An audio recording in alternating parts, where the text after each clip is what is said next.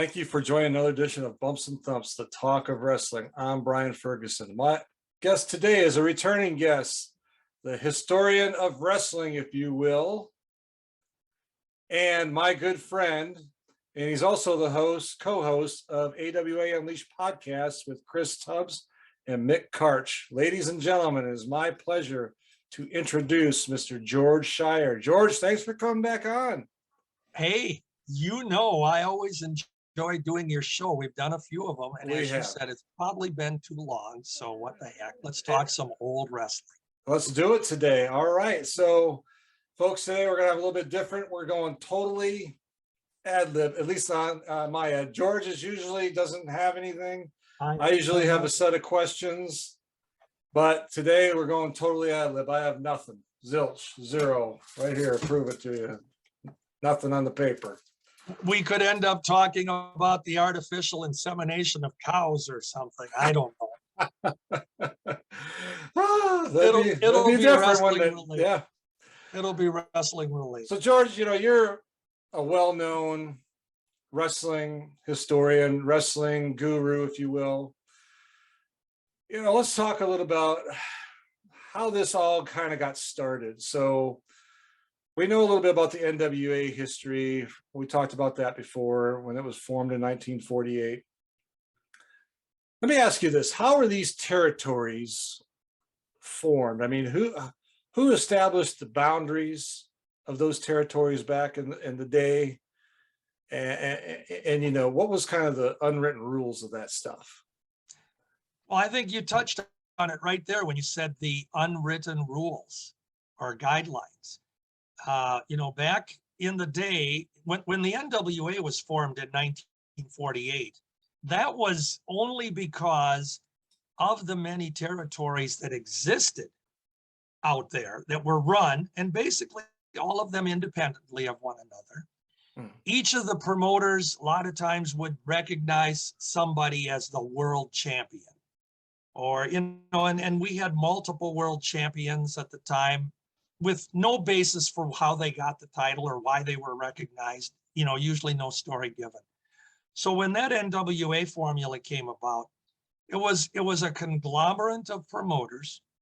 And, we've talked about some of them in the past, guys like Pinky George and Sam Muchnick and Wally Carbo and Tony Stecker.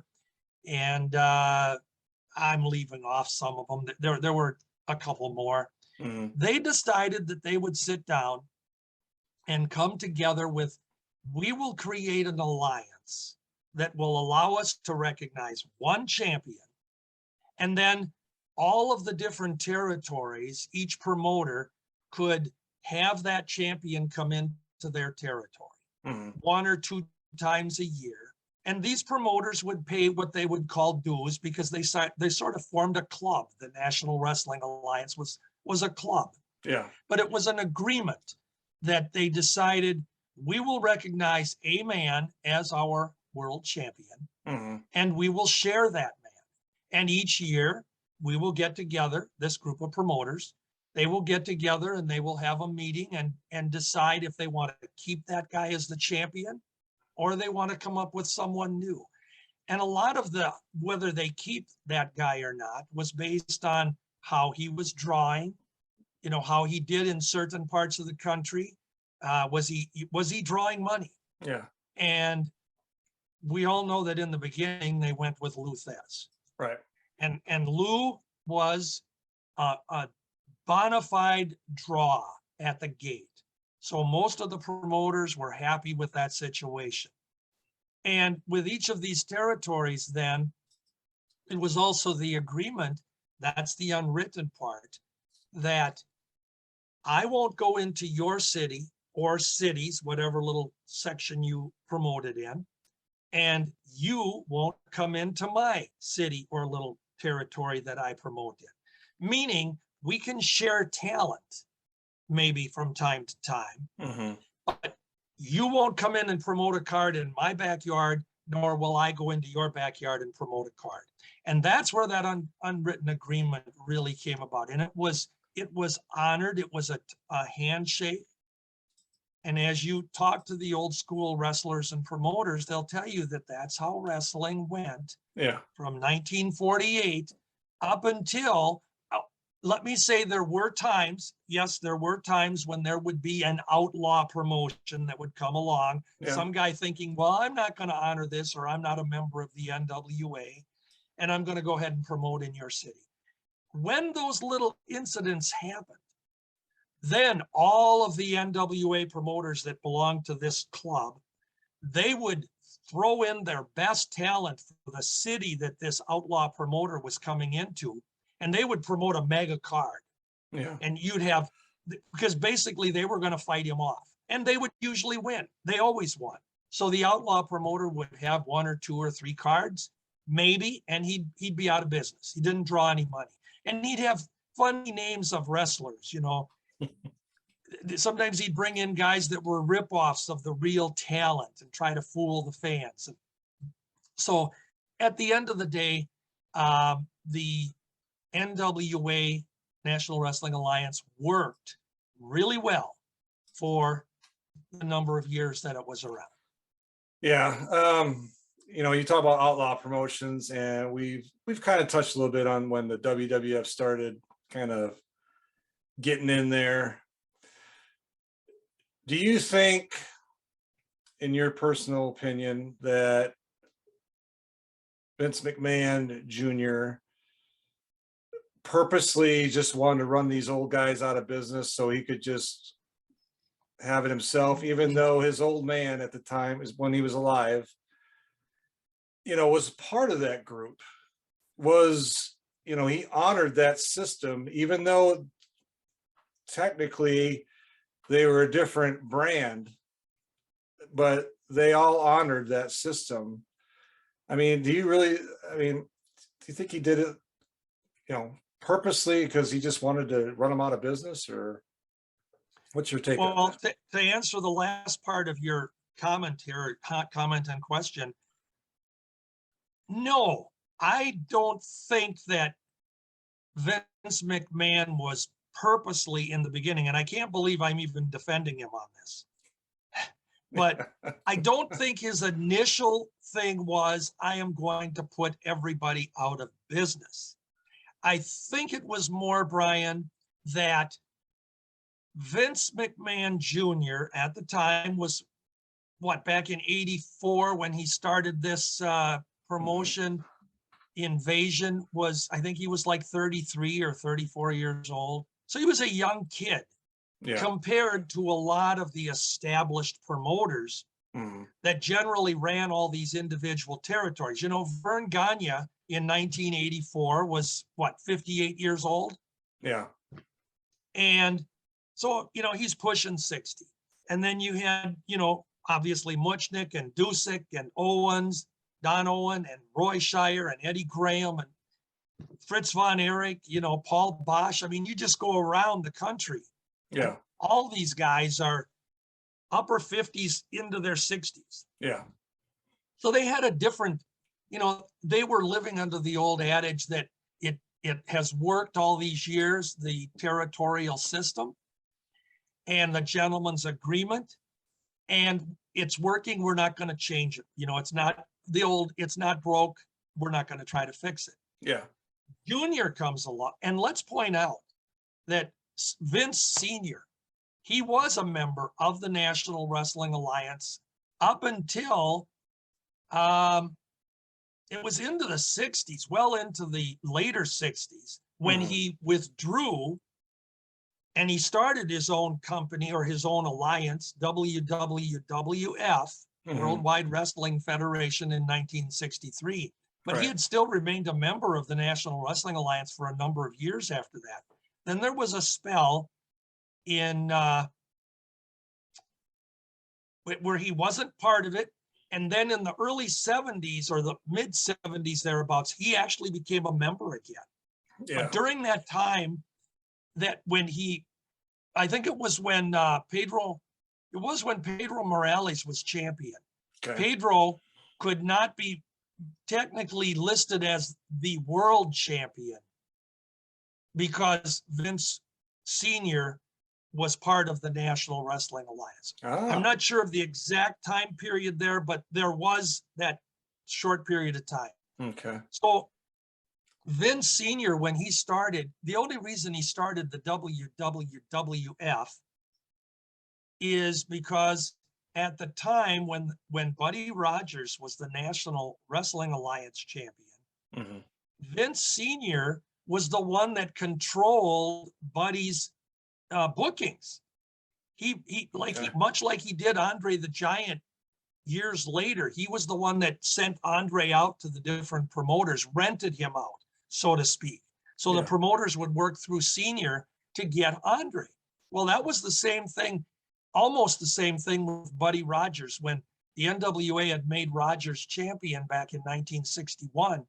For the couple years that he was champ, a lot of NWA promoters were, I guess you'd say, complaining that they couldn't get the champion on Okay. their dates or during the year, and Senior was controlling his bookings.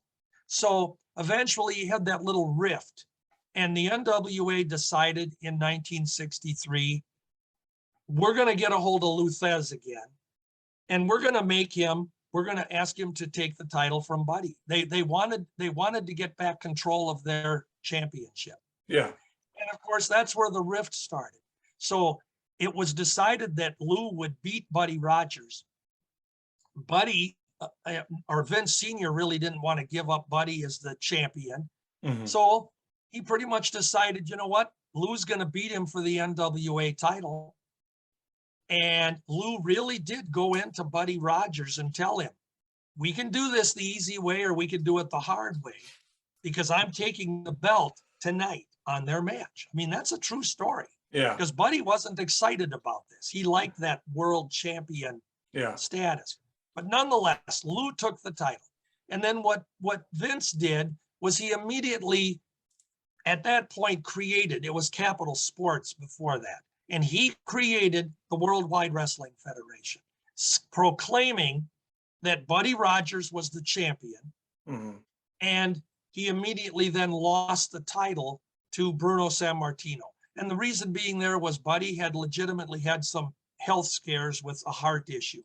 Yeah. And when he went in against Bruno on that, what was it, May 17th of 63, it was a very short match Yeah. that Bruno beat him simply because Buddy couldn't work a long match. He was coming out from the hospital almost.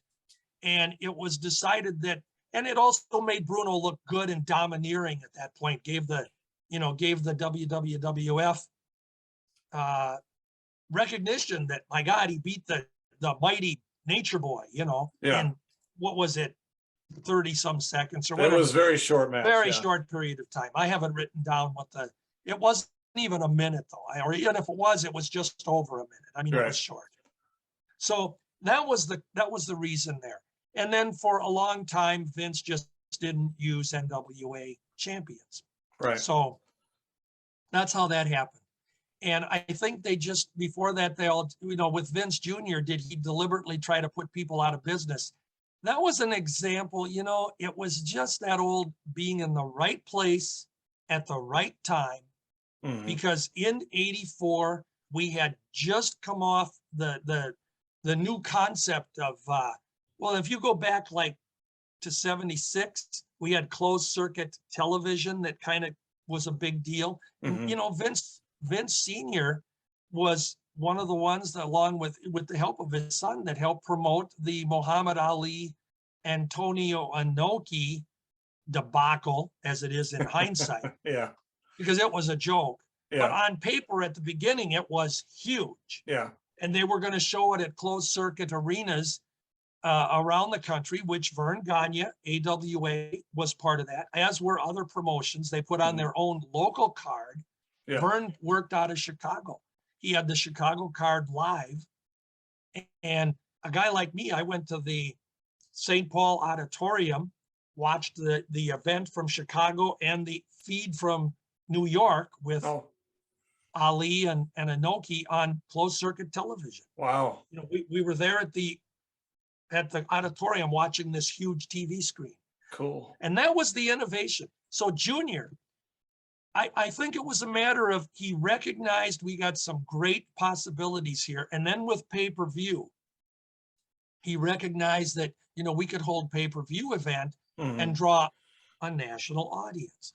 Now, the thing is, Brian, there were other guys that had kind of tinkled with the idea.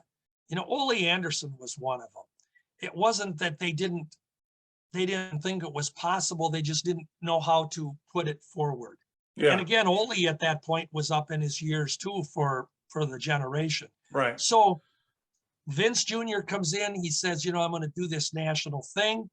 He wanted, it wasn't necessarily that he was going to start rating, at least I don't think so. That he was going to start raiding all the territories and he was going to dominate the world. He wanted to do a pay-per-view event. And he felt that the poster child for that event was Hulk Hogan. And that's really where the idea started. He felt he had to get Hogan because of Hogan's national exposure at the time from the Rocky movie, where Hogan was Thunderlips in the movie. Yeah. And then Hogan became big in the AWA with Vern creating, and he was responsible for Hulkamania. Yep. So Vince recognized that guy, and that's what he targeted. Yeah. And when he did this, then he come up with this idea, man, I could get Hogan and I might get this guy and I might get that guy. And you saw what happened. So eventually, maybe what started off is not intentional. Before you knew it, he was hell-bent on, I'm going to take this guy from this territory. I'm going to take these guys from that territory, and I'm going to create this empire. Which he did. The rest, and the rest is history. I want to go back in time a little bit more. In the 50s, you know, you mentioned Vern Gagne. Vern Gagne, from my understanding, was kind of pushed for a while to be the NWA World Champion, but ran into some roadblocks along that path. Why, if that's true, why was Vern blocked? He had such great talent. He had such charisma. Why was he not I know he's the junior heavyweight champion, but why wasn't he the world heavyweight champion in the NWA, in your mind? Well, it's in my mind, and it's also truth that I'll share with you. When Vern came onto the scene, we've talked about this. I mean, Vern was at the onset of television. When television Vern started in 1949 on May 10th. That was his first match, or May 3rd. I'm sorry, May 3rd. Greg Gagne always says it's May 10th. It's May 3rd. May 3rd. May 3rd was his very first pro match. And if you go back to 1949, television was in its infancy at best. You know, people only had these little TV screens, and you had to warm the TV up. I mean, it was so bad. You had snow on them, you know, the fuzzy picture, and you had to have the antennas that you got to move around to try rabbit ears. Yeah.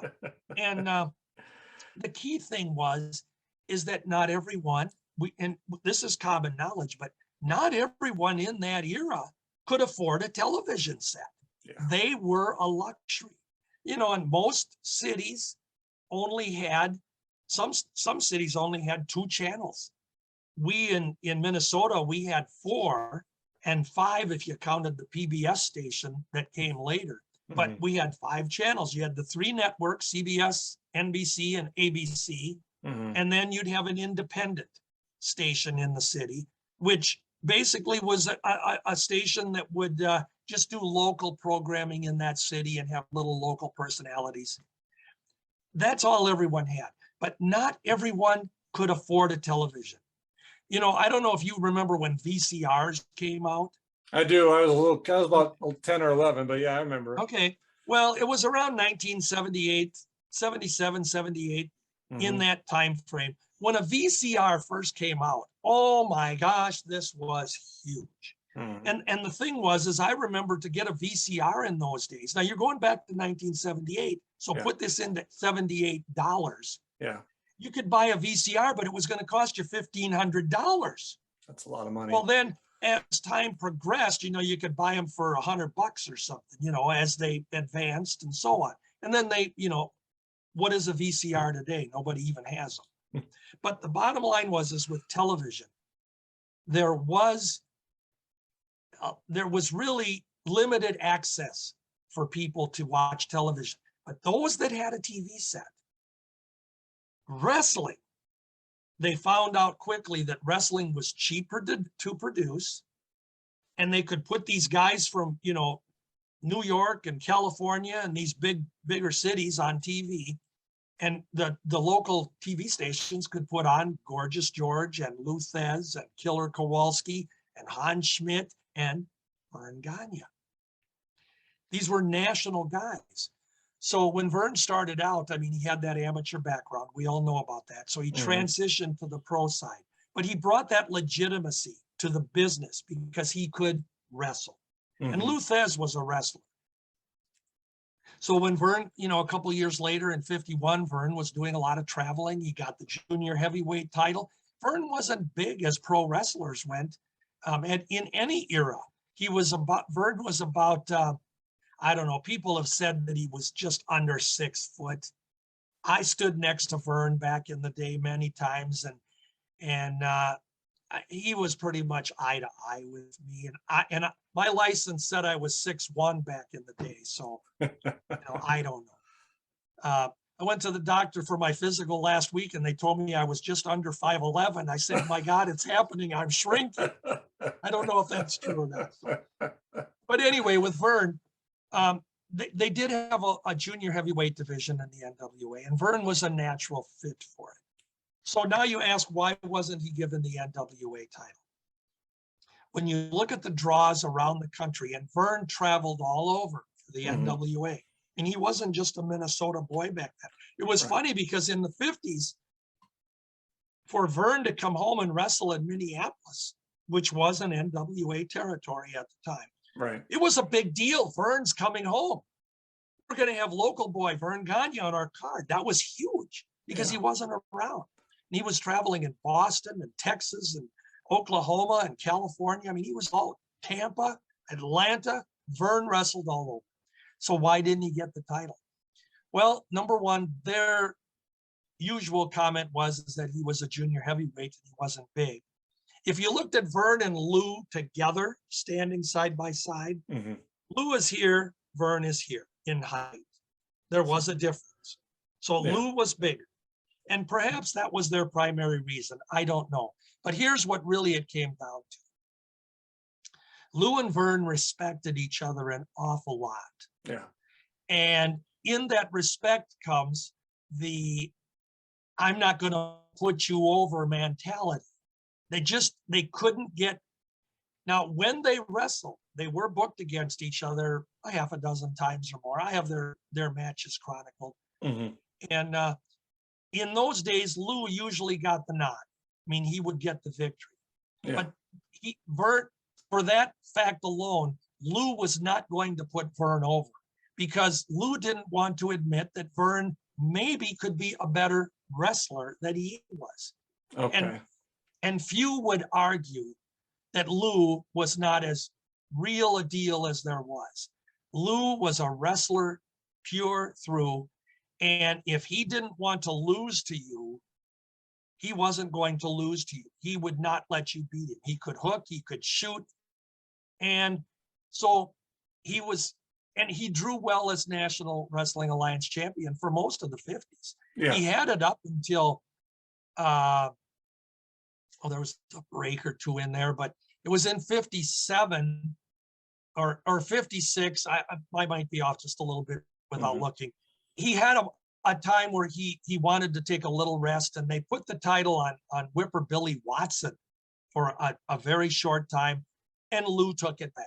Yeah. And then when we got to 1957, Lou just went and said, I'd like to have a break. The schedule. It was the schedule. Even back then, it was, and so much of it, in the 50s was by car. Yeah. You didn't have the air travel accessibility or the ability back then. So Lou was traveling, this California and going out to Atlanta and all points in between. He wanted a break, but he wanted to pick his successor. That's how protected he was of the NWA. Yeah. And so he picked Dick Hutton. Now, on the surface, Dick Hutton was a perfect choice. Dick was a great amateur wrestler. He was a legit worker in the ring. He had a little showmanship to him that Lou didn't have, but that was who Lou wanted to beat him. So Hutton got the title. The problem with Hutton was that he wasn't as charismatic as Lou was, or as much of a draw. And really at that point wasn't as big of a national name. He didn't draw well. And it went 2 years, the NWA, Mick and the rest of them, they said, we're having a hard time with this guy. He's not drawing when he comes to our towns. So we want to take the title off. So who are they going to give it to? Well, they went with a good choice. They went with Pat O'Connor. Now, the reason they didn't just say, well, maybe we should go with Vern Gagne was this was in 1959. And Vern was in the process of negotiating to buy the Minneapolis territory from Dennis Stecker, who was the son of Tony Stecker, who had been the original, but Tony had passed away a few years earlier.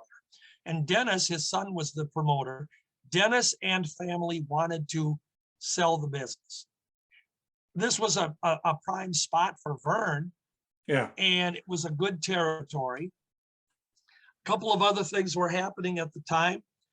The U.S. Justice Department, we've talked about this, had started investigation of the NWA as being a monopoly. And this was coming from rival promoters that were envious, jealous, and whatever. But in order to, at that point in time, to show that they were not a monopoly, it came at the right time where Vern was going to buy Minneapolis and whatever surrounding cities at the time that promoted, and basically go out of the NWA. And they could say, that's where the AWA was formed. So at the time when Vern could have probably gotten the title, he was already kind of behind the scenes negotiating to get out of, taking over Minneapolis. Okay. And maybe that played into it. So he should have gotten it earlier, but by the time it may have been the right time, they had already went with O'Connor. Yeah. And Vern started his own territory. And then we know what happened there. Yeah. How did I do on going to get to the end of the story? See, I love doing this. You did fine, George. I love it. You ask me a question and I give you the inaugural address. I want to talk a little bit, switch back a little bit to the WWF. They in '78, when Backlund won the title from Graham, superstar Billy Graham, a lot of people were kind of scratching their heads about it and how such a title run he had for almost 6 years. He had it from, February '78 till December of '83. Yeah. That was Vince McMahon Sr.'s choice, but how do you think that was? I mean, that was I know back then champions were champions for at least a couple of years, most of the time, unless they were a transition champion. But that run, how do you think that went for them as far as Backlund being the face of that organization at that time? Was that the right choice, or do you think it should have been somebody else? Or well, it actually went. Here's really how it went. You touched on the fact that normally the champions in the WWF, which they became in the early '70s, WWF, they dropped the W. So, and we know they're WWE today, but I'm just always going to refer to them as F because it's more natural for me. Okay. When they went with Bruno, you do have to remember that at that time frame, Bruno, again, another wrestler that was in the right place at the right time. The population in New York was always a huge Italian population. and Puerto Rican population. Mhm. So in order to have the right champion, Bruno was the guy. Mhm. And he was a natural. He was strong. He was charismatic in his ability in the ring. He made the perfect champion. And Vince Sr. had this idea that the champion always had to be a babyface. I'm not sure why, but he wanted a babyface champion. Mhm. Now with Bruno, he went almost 8 years for his first reign, just short of 8 years. And the key to his success is that he would wrestle. They would build up every single heel that came into the WWF, and they would eventually get that showdown with Bruno. Mhm. And the formula went well. Bruno sold out. It's documented that Bruno sold out Madison Square Garden every month that he appeared there, all through the 60s. So why would you change Bruno at that point when he's your golden egg? And he can always take care of the latest, greatest bully that's going to stomp him, and he wins. Well, when Bruno went to Senior in 1970, the late 1970, he went to him and he said, I need a break. Bruno had a lot of little numerous aches and pains and the travel on the East Coast, and he was wrestling regularly. I mean, he had a huge territory to work in. Mhm. Madison Square Garden being the Big Apple, as they say.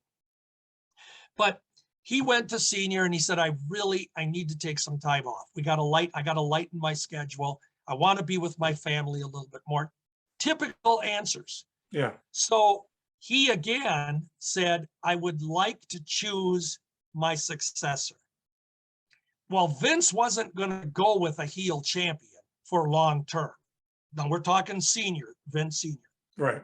So Bruno said, I would like to have Koloff take the title from me. Now you have to remember that Ivan Koloff had wrestled in the WWF for off and on for 3 or 4 years at that point. Mhm. And Bruno had beaten him many times as a challenger. Right. I think there's even a match out there from 1967 that Bruno beat Koloff on his debut in the territory. Oh, I wow. could look that up for you. But when Koloff was still green, green to the business. Right. But anyway, they were friends. Bruno trusted Koloff. He liked Koloff. Obviously they weren't friends in the ring to the fans and the kayfabe. Right. Yeah. But he said, I'd like Koloff to take the title. Well, Vince went along with it with the idea that we'll put it on Koloff, but then we're going to quickly give it to a babyface.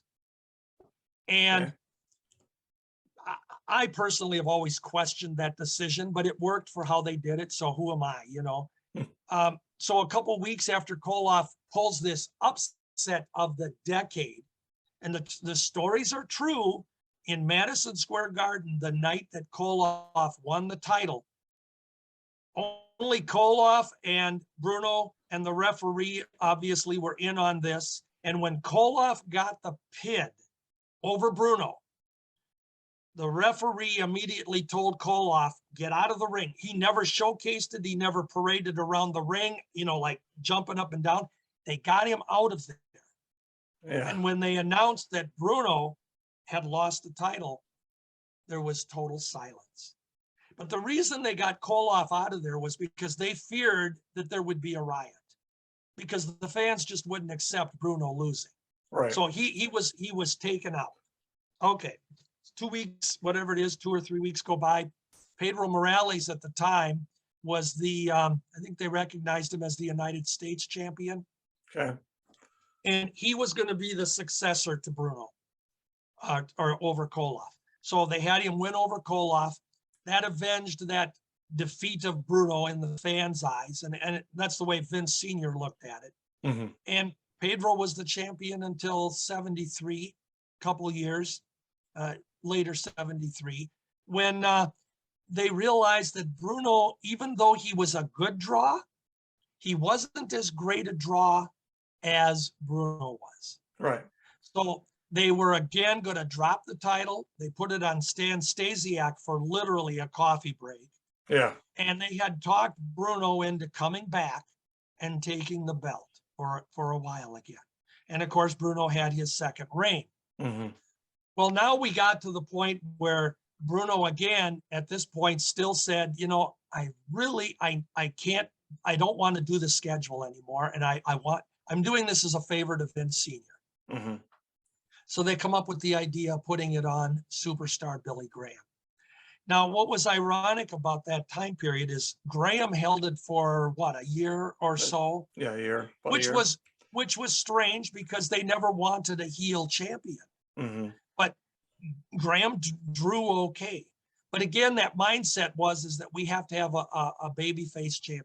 Yeah. Now, here's something a lot of people don't know. It's not that it's a secret. I mean, it's knowledgeable. It's knowledge out there, but not everybody knows it. Vince Sr. called up Sam Muchnick of the NWA, and he asked him, can you give me just an idea? Do you have a baby face that you would recommend if I were able to get him to come in here and be the champion? Well, at the time, Bob Backlund was a big star in the NWA. He had been in St. Louis a lot of times. Mm-hmm. He had that great amateur background. And Sam told him, he said, I'd recommend Bob Backlund. And I think it was simply because at the time, the NWA wasn't prepared to put the title on Backlund themselves. It just wasn't the right time for them. Right. So he suggested using Bob Backlund. And Bob went out there, they put the title on him. Strangely enough, even though people, you know, you questioned it when you asked me this, Mm-hmm. how did they go with Backlund?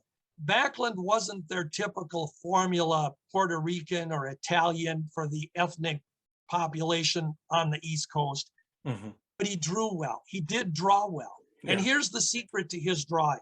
I'm not taking anything away from Backlund's ability Mm-hmm. or his talent at all, but he drew well because they put him against some awesome heel talent. Yeah. If you look at the challengers that Bob Backlund went against, you know, Killer Khan and Masked Superstar and Pat Patterson, Sergeant Slaughter, Koloff again, matches with Superstar Graham, and I'm leaving off guys. Torquemada was in there. Bruiser Brody, Brody, I think, got a shot. But just some really killer heel talent. Now that's part of the draw. And you could go back and say that was even the case for Bruno. That, Mm-hmm. it, you know, no doubt it helped to have this monster heel against you Right. in the draw at the gate. But Backlund drew well with it. And Backlund, you know, he had that all-American boy persona at the time. Right. Right time in our history to have the all-American boy. So he drew well for those almost 5 years, or was a little over 5 years, I think. Yeah, it was almost 6. Yeah. Yeah, 5.5 years, whatever it was. But at that point in time, now Vince Sr. had sold the company to his son. Vince Sr. was struggling with health issues. We know he died, you know, A few months later. shortly after he sold the company of the cancer. And Junior had that idea, but at that moment in time, Bob Backlund was not the guy that Junior could go with for his taking the business on a national pay-per-view type thing. And that's where Hogan comes in, where we talked about a little bit ago. Okay. So they had to, and at that point in time, they weren't going to have Backlund lose to Hogan Mm-hmm. because I don't know. I think it would have drawn a crowd, but you know, again, who am I? Mm-hmm. They went with the interim champion again. They grabbed the Iron Sheik, who was available. I had heard talk one time that there was even conversation that maybe Masked Superstar Bill Eadie was possibly the guy that they were going to select to get the interim.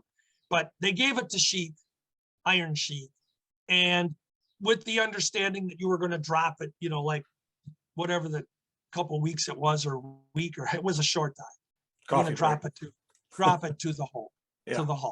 And there you go. So wrestling is about timing. Yeah. And Backlund at that point had run his course. Yeah. Wasn't going to be the picture for the national. And that's where Junior's younger years and his vision that as he saw it worked. And we bring in Hulk and make it happen. Yeah. Did I answer your question? You did. Yeah. I mean, I like it. You know, you give the good analysis. I know the fans enjoy it. And I tell you this a lot. It is so true. Every time I have you on here, my podcast downloads spike up every time. I appreciate that. I wonder why people would want to listen to me. Because you're factual and you know your information and you know your dates. So that's the big part about it. You know, okay, I appreciate it. Thank you all. Okay. All right, a couple more questions. I want to talk about a guy that to me has been very underrated and underappreciated, and that's Adrian Adonis. To me, I think he was a great worker. Yes, he held some titles and things, but I think he should have been pushed a little bit more to championship caliber. What's your take on that, George? Well, I certainly do not disagree with you on the talent, the ability, the character of Adrian Adonis. I thought that he was extremely good. We can start with, let's compare him when he was with Jesse Ventura. There's no one that would disagree with this statement that I'm going to make. Adrian was the one that wrestled on that team. Oh, yeah. Adrian was the one that took the bumps on that team. Adrian was the worker. And Jesse, he couldn't wrestle. I mean, and I'm not trying to insult him. Jesse was not a wrestler. Jesse was a character. And Jesse didn't take the bumps that Adrian did or could. Jesse made the team good because Jesse had the charisma and the gift of gab, the strutting character, and just who he was. So as a team, that was the perfect blend. Yeah. But with Jesse as an individual, I think I think Adrian was extremely good. And we're not talking the later Adrian Adonis when he became the adorable one, yeah. Blonde, adorable character. We'll touch on that in a second. Yeah. But I wanna go with your word, your phrase of extremely underrated. I'll be honest with you, Brian. I always have a problem when someone says to me, so and so was underrated. And here's why. We could say that 90% of the wrestlers were underrated. But a lot of times when people say this, and I'm not directing this at your definition here, right. A lot of people say, well, they were underrated. And when they do that, they think, well, that wrestler should have been the champion, or they should have been the key guy in a territory. In order to do that, you had to be the champion. That's where that underrated things comes in. Now, we all know that not every wrestler can be the champion. Right. Yeah. And to say underrated, if Adrian was truly underrated, he would have never been given any of the pushes that he received. Yeah. Does that make sense? Yeah, it does. So in the AWA, he was pushed, in fact, all the way to the title. I mean, it was the East-West connection. Yeah. Even though Jesse was more the character and usually more the voice of the team. Yeah. There is no fan out there would tell you that they didn't enjoy the two of them together. And Adrian was, and they'll tell you, Adrian, they believed, was the better of the two. Yeah. So he wasn't underrated in that respect. When he went to the WWF at the time, he did go in with Jesse for a very short time before the expansion ever started. Right. But then he went back and he was given the title with Dick Murdoch. Captain Redneck. Captain Redneck. And you had Murdoch and Adonis. Now, I want to tell you something. I thought that was a heck of a great tag team. Yeah, me too. You had really on the surface two bullies, roughnecks, troublemakers, that formed this team together. Yeah. And Vince made them champions for a time. Yeah. Before they lost it to Atlas and Johnson, Rocky Johnson, who, yes, everybody is the Rock's daddy. We got to always include that shit. Yeah, right. But anyway, so Adonis got that push there. Now, here's the thing about Adrian. Adrian, in fact, somebody just said this on one of the wrestling boards just recently. They said, they thought it was terrible what Vince McMahon did to Adrian Adonis with that adorable character. Mm-hmm. And even though I don't like defending Vince McMahon, in this case, I responded to whoever it was. I said, on the contrary, I don't hold Vince responsible for that.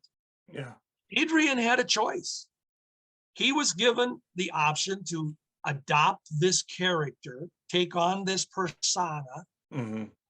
And lo and behold, in the end of things, Adrian had the chance to say, I don't want to do this.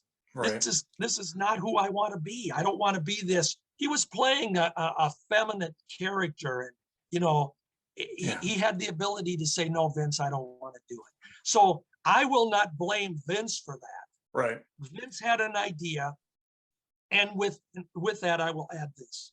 With any character that Vince has created over the last 3 decades now, every wrestler that went into those characters, some of them were stupid. Some of them were silly. Some of them can be described as degrading. Yeah. But in every case, the wrestler had the ability to say, I don't want to be the Red Rooster, or I don't want to be Doink the Clown, or I don't want to be Skinner. What was Steve Kern's character? Wasn't he supposed to be some Skinner. alligator? Yeah, it was guy. something. There's so many goofy things. Yeah. But those guys took the job. Yeah, they did. Okay. And you can say, well, yeah, they needed the money or they wanted the bottom line is they took the job. Mm-hmm. And so in that sense, I say what happened to Adrian, he took it, he ran with what he had at the time. Yeah. And was he underrated? Don't forget, he went down to Texas for a while before this all started, and he was working with Joe Blanchard's group. Right. They had created a world championship down there of their own. What was it, Southwest Championship Wrestling? I believe so. Yeah. Right off the top of my head, Yeah. So, but they created a world title of their own. In fact, they had him win an elimination match. Yeah. I believe, if I'm not wrong, I think it was against Tully Blanchard. Might have been. But anyway. I think you're right. He won an elimination match. Yeah. And to make their title supposedly legit, they actually presented Adrian with the title belt that Lou Thez had held as NWA champion, and Lou Thez presented it to him. That's right. So that's where they brought that legitimacy together to their small group at the time, Joe Blanchard's Championship Wrestling.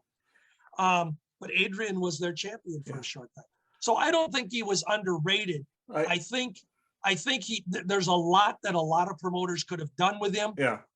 Sadly, by the time when he got to the adorable character, that probably ruined him because he had put on he had to have put on close to 100 pounds. I mean, he was a big fella by then, yeah. And that was a choice. And maybe he put the nail in his own coffin. I don't know. Yeah. But he wasn't underrated. He was used. He could have maybe been used better, but I think he was used. He was respected. Maybe underrated was the wrong term. Maybe underappreciated. I mean, in today's, the wrestlers compare. Today's wrestlers compare sometimes to the past, you don't hear Adrian Adonis. I haven't anyways. Well, you know, You hear the Ric Flairs, you hear the Hulks, you hear the Shawn Michaels, you hear the Bret Harts, all great people. But guys that laid the foundation, some of the foundation for me is like Adrian Adonis. That's my opinion. Well, and you know, the thing is, okay, look, let's go down to the enhancement talent, the jobber category, for example. Sure.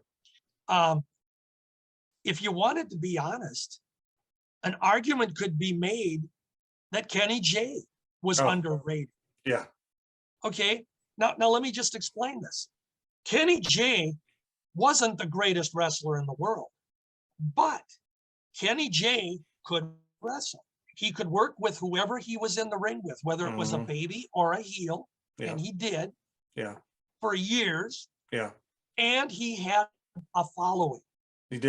Now, could you have made Kenny J world champion? No, no one would have bought it. No. But was he underrated? I don't know. Kenny got the push that he got and the respect that he got because he went in week after week and took a boot to the face and got pinned by whoever he was in the ring with. He was good for the business. Here's what I always do. I've only told maybe one or two people this over the years. So you're getting an exclusive right here. All right. I'm excited. I got to give you a little story first. All right, go for it. Surprise. Here goes Schire again. My late friend, Jim Melvin. Jim and I, in 1969, him and I started what we called our little fantasy wrestling alliance. We would take real wrestlers, put them into matches that we would like to see. And we started, it was just between him and I. He promoted Hawaii. I promoted California. Okay. And we had a Pacific Coast champion, which we mutually decided upon. And then we had our individual state champions. He had a Hawaii champ, I had a California champ. And we had mutual tag team champions, Pacific Coast. Yeah. Now I say that because we were playing together, just having fun. We had little notebooks, spiral notebooks, and we would, one page per card, we'd promote our cards. And we'd just chat about it. We'd use our own talent. Sometimes we'd share. Jim would say, well, I want to bring in so-and-so. Can I use him? We did this for fun. We were kids, 17 and 19 years old. Yeah. Okay. When we did this for a number of years, and I continued, and I still do it today. Not as often. Sometimes when I'm watching TV, I'll grab one of my little spiral notebooks that I'm in, and I'll just promote a couple cards. Yeah. Well, Jim's no longer with us, so I'm the Pacific Coast now, and I'm the boss, okay? But what I do, and here's where I'm coming to answer your question here. What I do is I take any wrestler, and I stay back 1990 and backwards. I don't use any of the modern talent. But I take all the guys that were available in the 50s, the 60s, the 70s, the 80s, and I promote them in matches and different things. I envision that they are in their prime. Okay. So for example, you could have an Adrian Adonis, and I would put him in a match against Joe Pazendak from the 60s. They're both in their respective primes. That's how I promote. Okay. So when you talk about Adrian Adonis. So oftentimes I've looked at, if I were going to have the ability to run a wrestling territory, a real wrestling territory, like any person that would want to do this, there'd be certain guys that if you were able to get them, you'd want them on your cards. Yeah. You'd want them in your territory. Back in the day, you'd want to have Dick the Bruiser, or you might want Fearless Freddie Blassie, or you want Luthez, or Vern Gagne, whoever it is, the guys that you think would draw your fans in your territory. So when I look at what we talked about Adrian Adonis and whether or not he was underrated or not, Adrian Adonis back in the 80s, if I were going to start a territory, I can honestly tell you that, yeah, Adrian would be one of those guys that I would have said, I'd like him on my cards. I think I could do stuff with him. I think I might draw a few people with him. That's the way I look at a territory. Yeah. And the way wrestlers are underrated. And the other thing you got to keep in mind is, I know it's harder for people to understand this today with our worldwide exposure to everything. Yeah. But back in the day, there legitimately were wrestlers that could draw in one area of the country or in a couple of towns and draw well, but they could go to a different territory across country and they may not be as accepted. A lot of it had to do with ethnicity. It had to do with just the acceptance of the fans. So we could use Bruno Sammartino. You could say, would Bruno have been successful as he was if he had went out to California on the West Coast? And could he have been champion for almost 8 years and draw as well as he did? We don't know. No, we don't. Chances are he wouldn't have. Yeah. And on the other hand, take the Crusher. The Crusher was huge for the Midwest. He was the working man's wrestler. He was the one that was going to take care of all of the bullies, when he became a baby face. Yeah. Would he have been as successful in that babyface role on the East Coast? Could he have been WWF champion? I don't know, but I don't think so. Yeah. You had a different group of people. Yeah. Whereas today, with our world being, so global as it is, when you went national with wrestling, everybody saw Hulk Hogan. Yeah. Everybody saw Randy Savage. And today, everybody sees Roman Reigns and whoever all the other clowns are at the circus out there. So you notice I'm never polite. I give Vince credit when he's deserving of it, but no, and it's I don't knock anybody that loves. No, wrestling. I know. Yeah. I never want that to come across. Yeah. They're doing well. They're drawing people. They have fans. They have the support. Yeah. And God love you for being a wrestling fan. And it's just that my cup of tea is a little bit different than yours. Yeah, I'm with you. All right, ladies and gentlemen, we're going to have to wrap it up from here. I want to thank. I always hate when you're saying that. I know. I'm sorry, George. I am. No. It's fun to talk about. It is. I really enjoy our conversations. Thank you so much for coming on today and talking about this. Like I said, folks, this is all ad lib. We had no prior. I still have the same thing on my paper. I have bumps and thumps. You just wasted a piece of paper, but that's okay. There you go. There's nothing on it. And I know you don't have any notes either. No, I don't. No, it's right here. Blank. Blank, blank, blank, blank, blank, blank. Absolutely ad lib. Yeah. So, George, thank you so much. And I will tell folks, I knew nothing of what you were going to ask me. No, we just set up a date to do a podcast, and that's how we did it. So this is what I enjoy doing the best. I know you do. Yeah. So thanks again, George, for coming on. Ladies and gentlemen, Mr. George Schire, if you're listening, thank you. If you're watching, thank you. And please subscribe. And go ahead, George, one more thing. I just want to say, please do listen to our AWA Unleashed podcast. Yes. Chris Tubbs, Mick Karch, and me. Yep. We do a weekly show and we talk only AWA. Yep. And it is fun. And I know you'll like it if you love the AWA, and tune in. We'd love to have you join us. Yeah, it is a great, no problem. It is a great podcast. I listen to it. I watch it. They also have some products online at their channel. So look that up, buy their stuff, buy our stuff. I've got a t-shirt on right here.